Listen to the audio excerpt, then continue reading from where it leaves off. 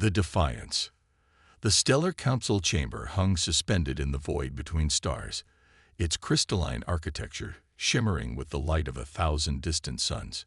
Inside, representatives of the 12 most powerful spacefaring civilizations gathered in a vast amphitheater that curved upward like a frozen wave.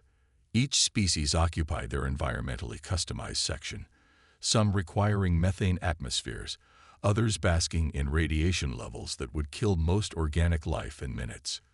Commander Eliza Morgan stood alone at the center of this imposing gathering, a solitary human figure facing the assembled might of the galactic elite. She wore the crisp Navy uniform of the United Earth Alliance, its simplicity a stark contrast to the ornate biomechanical regalia of the council members towering above her. The human colonies on Proxima Centauri have violated Regulation 459 Beta, announced High Counselor Vexnar of the Arachnid Collective, his voice translated into standard galactic through neural interfaces embedded in everyone's auditory systems. You have developed quantum probability engines without council authorization. This technology is classified as Level 7 restricted development. The 8 compound eyes of the massive arachnid flickered with bioluminescent patterns that conveyed deep disapproval. The other council members shifted in their environmental chambers, some releasing pheromones of agreement, others pulsing with colorful displays of support. Commander Morgan kept her expression neutral, though her heart hammered against her ribs. Counselor, with respect, humanity has studied the Galactic Codex extensively. The quantum probability engine falls under the exception clause for technological development necessary for species survival. Our colony worlds in the outer systems are struggling with communication delays that threaten their viability. A ripple of surprise moved through the chamber. No junior species had ever claimed an exception clause in the Codex. Most accepted council rulings without question. Preposterous. The gelatinous form of Counselor, Zultor, quivered with indignation, its translucent body flushing deep purple. Your species has been spacefaring for barely 3 centuries. You presume to interpret our laws when we have maintained galactic stability for 50 millennia. Morgan stood her ground. The Codex itself states that all spacefaring species have equal rights to its interpretation. We've submitted our formal analysis to the Council archives as required. This was humanity's great gambit. For decades, Earth's best legal minds had studied the ancient Galactic Codex, searching for inconsistencies and loopholes in the labyrinthine text that had governed interstellar civilization since before humans had domesticated wheat. The quantum probability engine was just the beginning, a test case for a much larger strategy. High Counselor Vexnar's exoskeleton clicked menacingly. Your analysis has been reviewed and rejected. The quantum probability engines will be confiscated, and your colony administrators will face censure. I'm afraid that won't be possible, Morgan replied, activating a small device on her wrist. Throughout the chamber, holographic displays ignited, showing real-time feeds from dozens of human colonies. On each world, engineers were activating identical quantum probability engines. The feeds showed thousands of devices coming online simultaneously across human space. What is the meaning of this? Demanded Zoltor, its gelatinous form now pulsating with anger. Simple implementation of Codex Article 12.995. Morgan answered calmly. Once a technology has achieved distribution threshold of 70% across a species' territory, it qualifies for practical implementation protection. As of this moment, quantum probability engines are operating on every human settlement in the galaxy. The chamber erupted in chaos. No species had ever exploited this provision before, primarily because the Council always intervened before new technologies could spread. Humanity had deployed their engines in perfect synchronization, achieving distribution threshold in a single coordinated moment. This is outrageous. The crystalline representative of the Tholian geometry glittered with agitation. Your species cannot possibly understand the implications of this technology. The probability cascades alone could destabilize local causality. Morgan smiled thinly. Our scientists have thoroughly analyzed those risks. In fact, We've developed stabilization algorithms that actually improve local causal coherence. The technical specifications have been uploaded to the public archives as required by Codex Section 7.332 regarding safety enhancements. This was the second part of humanity's plan, not just exploiting loopholes, but improving upon the very technologies they were forbidden to develop, then sharing those improvements openly as required by other sections of the Codex. High Counselor Vexnar raised his frontal appendages, calling for order in the chamber. When the commotion subsided, he addressed Morgan directly, his compound eyes fixed on her. "You play a dangerous game, Commander. The Council has methods of enforcement that your nascent civilization cannot comprehend." "We're well aware of the Council's enforcement mechanisms," Morgan replied, "including those not officially acknowledged in the Codex. However, we've taken certain precautions." She activated her device again, and new holographic feeds appeared. These showed hundreds of data transmission nodes scattered throughout neutral territories and uninhabited systems. "These are dead man switches," Morgan explained. "Each contains complete technical specifications for not just quantum probability engines, but dozens of other technologies that we've reverse-engineered from studying Council artifacts. If any human colony experiences unexplained accidents or natural disasters, these nodes will broadcast their contents on all frequencies, to all species." A deadly silence fell over the chamber. For millennia, the Council had maintained their technological supremacy by strictly controlling which innovations were permitted to younger species. Humanity had not only broken their monopoly, but threatened to demolish it entirely. "You had destabilized 50,000 years of order." Zoltur's translucent form was now nearly white with shock. "We would prefer to collaborate," Morgan countered. "Humanity doesn't seek to undermine the Council. We seek to join it as equals. The Codex itself states that technological parity is a prerequisite for Council membership." "This is coercion," hissed the serpentine representative of the Sesk Dominion. "This is survival," Morgan corrected. "Humanity will not allow its development to be artificially constrained. We've watched other species accept limitations and gradually fade into irrelevance. That will not be our path." High Counselor Vexnar's compound eyes dimmed momentarily, a sign of deep contemplation among his kind. When they brightened again, there was a different quality to their luminescence. "The Council will confer privately on this matter. You are dismissed, Commander Morgan." As she turned to leave, Morgan knew this was just the beginning. Back on Earth and across human colonies, teams of scientists, engineers, and legal experts were already working on the next phase of humanity's ascension. They had spent generations studying the Codex, identifying contradictions, loopholes, and forgotten provisions that could be leveraged. The message to the Council was clear. Humanity would not be contained. They would navigate the labyrinth of galactic law with the same ingenuity that had taken them from stone tools to the stars in a cosmic blink of an eye. As the massive doors of the Council chamber closed behind her, Morgan activated her quantum communicator, itself a technology that skirted Council regulations, and sent a single encrypted message to Earth Command. Phase 1 complete. Commence Phase 2. The die was cast. Humanity's revolution had begun. Not with weapons, but with words, laws, and the audacity to challenge the foundations of a 50-millennium-old order. The revolution.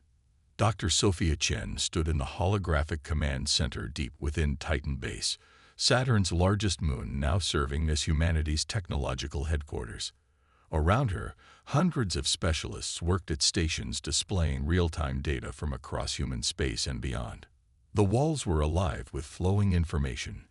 Legal analyses, engineering schematics, diplomatic communiques, and surveillance feeds from countless Council worlds. "Status report on Project Prometheus," she asked, addressing her team. 97% deployment across all colonies," replied Dr. Raju Patel, head of the Technological Implementation Division. "The last outposts in the Kuiper Belt will be online within 6 hours." Project Prometheus was humanity's most ambitious undertaking yet, a distributed quantum computing network that operated on principles the Council had deemed too dangerous for juvenile species. By embedding quantum nodes in the fabric of ordinary devices across human space, they had created a cognitive mesh capable of processing power that rivaled the ancient systems of the eldest Council races. And the Council's response? Sophia asked, turning to the diplomatic analysis team. Exactly as predicted, answered Ambassador Lin Wei, her face grim but satisfied. They've dispatched enforcement vessels to the Proxima and Ta Ceti systems, ostensibly for safety inspections. Meanwhile, they've called an emergency session to revise the technology distribution threshold clauses in the Codex. Sophia nodded. Too late. We've already implemented the next phase. On the main display, a map of known space illustrated humanity's strategy. Glowing blue lines represented the spread of human-developed technologies, not just to human colonies but to the territories of other non-Council species. Following the letter of the Codex, humanity had begun sharing their innovations with other juvenile civilizations, creating a network of technological allies. The Farini have successfully replicated our gravitational manipulation system, reported Dr. Paddle. The Dorsians have integrated our neural interface improvements. Even the Krell have adopted our atmospheric processors. This was the true genius of humanity's rebellion. Rather than fight the Council directly, they had transformed other species into stakeholders in their cause. Each civilization that adopted human technology became invested in protecting the right to keep it. A priority alert flashed across the command center. Ambassador Wei accessed it and frowned. The Council has invoked Emergency Protocol Theta. They're sending a delegation to Earth, demanding direct negotiations with our leadership. Right on schedule, Sophia replied with a slight smile. Prepare the reception at Luna Base and activate the final phase of Project Athena. Throughout human space, hidden systems hummed to life. Project Athena was their most closely guarded secret, an AI analytical engine designed to process and interpret the entire Galactic Codex, identifying not just exploitable loopholes but fundamental contradictions in the ancient legal framework. For 3 years, it had been compiling a comprehensive case that would shake the very foundations of Council authority. 3 days later, in the stark conference chamber of Luna Base, humanity faced the Council delegation. The alien representatives arrived with all the pomp and intimidation their ancient civilizations could muster: bioengineered bodyguards, psionic shields, and translation systems that conveyed not just words but emotional undertones designed to inspire submission. They found Earth's leadership waiting calmly, with Commander Morgan and Dr. Chen at the forefront. This unauthorized technological proliferation must cease immediately, began High Counselor Vexnar, his massive arachnid form dominating the chamber. The Council has unanimously declared a civilization stability emergency. We've reviewed that declaration, Morgan responded, her voice calm but resolute. And we've prepared our formal response. She nodded to Dr. Chen, who activated a holographic presentation that filled the center of the room. It displayed a 3-dimensional representation of the Galactic Codex, not as text, but as an interconnected web of principles, exceptions, amendments, and precedents accumulated over 50 millennia. Project Athena has completed its analysis, Chen explained. The Codex contains 1,342 fundamental contradictions and 8,769 self-negating provisions. Most critically, the technology restriction protocols directly contradict the Codex's foundational principle of species self-determination. The alien delegates shifted uncomfortably as the display highlighted specific sections, showing how the Council had gradually modified the Codex over millennia to consolidate power while maintaining the illusion of equal rights for all spacefaring species. This is sophistry, growled the CESC representative. The Codex must be interpreted holistically, through the lens of established precedent. We agree completely, Morgan replied with a smile. which is why we've compiled every enforcement action taken by the Council in the last 1,000 years. The pattern is quite revealing. The hologram shifted again, showing a statistical analysis of Council interventions. The data was unmistakable. Younger species were systematically restricted from developing technologies that might challenge Council dominance, while Council races freely ignored provisions that limited their own advancement. This is the foundation of your 50 millennia of stability, Chen concluded. Not justice or equality, but carefully managed suppression disguised as protection. The chamber fell silent as the Council delegates processed the implications. Humanity had not just violated individual regulations, they had exposed the entire system as fundamentally hypocritical. "What do you want?"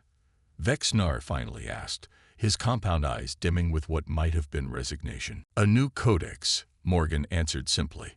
"One that truly embodies the principles it claims to uphold. Equal technological access, genuine self-determination, collaborative security rather than enforced compliance." "Impossible," hissed the Sesk representative. "The current framework maintains order across 12,000 star systems. It maintains stagnation," Chen countered. "And we've already proven it's unsustainable.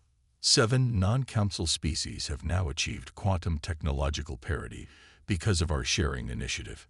In another cycle, it will be 20. The old order is already crumbling." "And if we refuse?" asked Vexnar. Morgan's expression remained calm, but her voice carried steel. "We've uploaded our complete analysis to the Galactic archives, along with evidence of 173 instances where Council races violated their own restrictions. Every species in known space now has access to this information. You cannot suppress it." The Council delegates huddled together, communicating in their native languages through secured channels. After what seemed an eternity, Vexnar turned back to the human representatives. "The Council proposes a transition period. A committee with equal representation from Council and non-Council species will draft revised provisions, beginning with technology access protocols." It was a concession greater than humanity had dared hope for, acknowledgement that the old system could not stand. "We accept," Morgan replied, "with one condition. All technology restriction enforcements are suspended during the drafting process." Another round of private deliberation followed before Vexnar responded, his voice carrying the weight of a civilization watching its supremacy begin to crumble. "Agreed." As the Council delegation departed, Dr. Chen turned to Commander Morgan, both women finally allowing themselves to feel the magnitude of what humanity had accomplished. "Do you think they'll actually follow through?" Chen asked quietly. Morgan gazed out the viewport at the stars beyond. "They don't have a choice. The playing field is leveling. And they know it. This was never about overthrowing the Council. It was about forcing them to live up to their own ideals." Across human space and beyond, the news spread rapidly. The quantum probability engines that had started the confrontation now carried messages of hope to species that had lived under Council restrictions for millennia. Humanity had accomplished in decades what others had failed to achieve in thousands of years, not through superior technology or military might, but through determination, ingenuity, and the audacity to challenge rules they were expected to obey without question. As Morgan looked out at the Earth gleaming below Luna Base, she thought about the long journey ahead.